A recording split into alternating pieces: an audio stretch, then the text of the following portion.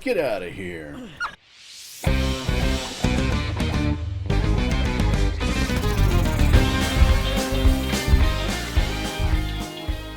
Good morning, everybody. In today's video, we're going to create our second party character of the adventure, the Hill Dwarf Cleric. There are two picks for a race, but we're going to go with the Hill Dwarf because we want that +1 wisdom. We do end up with a bit of a penalty for movement, but we can live with that. In addition to the Constitution and the Wisdom bonus, we are immediately going to have advantage in saves versus poison. We're going to pick up Dwarven Toughness with the Dwarf. That gives us an additional hit point per level. Dark Vision again, which is always awesome, as well as picking up proficiencies for Battle Axe, Hand Axe, and Warhammer. On to the class selection. We already know that we're going to make a cleric, so that's an easy pick. That lets us start with proficiency in light and medium armors as well as a shield. Getting into the deity selection, it looks like the custom pantheon only has a few gods at this time. We have Aron, who's god of the elements, Einar, who handles battle and law, Maraik, who is all about life and oblivion, and Pakri, who deals with law and insight. There are two domains that I recall in D&D 5e that bestow heavy armor to a cleric, life and war domains. Given that we're going to have a fighter in the party, we'll pick the life domain. This is going to get us some nice, always prepared spells like Bless, Cure Wounds, and some others in later levels. Another really big deal about this life domain is that the target of the healing spell will always get additional hit points out of that spell. It's equal to about 2 times spell level.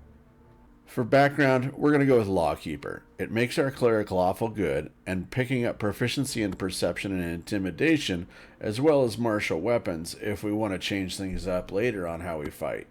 Stat rolling this time around was not the best. I had to cut that short as it was taking way too much time.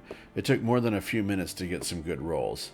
We do end up with the lowest stat of 13, which makes us very well rounded, and the 18 in Constitution will get us a lot of hit points moving forward. Only having a 16 in Wisdom right now is no big deal. We're going to increase that through the levels later. On to the skills. We don't get as many skills as our wizard did, so we only have 2 to pick from today. These are just going to be religion and medicine.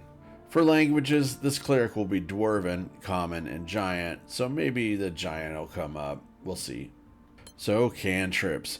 Well, cantrips for the cleric. One is a must-have, and that's Spare the Dying. We want to be able to instantly stabilize our companions should they drop to 0. This lets us do that. Sacred Flame is going to give us a free ranged attack if we need it, but it is a dex save and it makes it harder to land at times. We're going to wrap up our cantrip selection with Guidance. Having 1 minute of an extra 1d4 points for an ability check that we can actually give to other people too for free is great. That works for ourselves or another party member. We don't have a whole lot to worry about with spell selection on a cleric. They have a daily access to a list of spells, plus that other domain already being prepared. We'll have to prepare those spells daily from the list of spells, but that's a later thing that we got to worry about on a daily basis. This puts us into an appearance, and while that is going, I want to thank you again for watching this video. If you're enjoying this content, please take a moment to like and subscribe or follow, as it really helps us know we're on the right path. We are pushing hard for 100 subs and followers, so become part of our adventuring party today.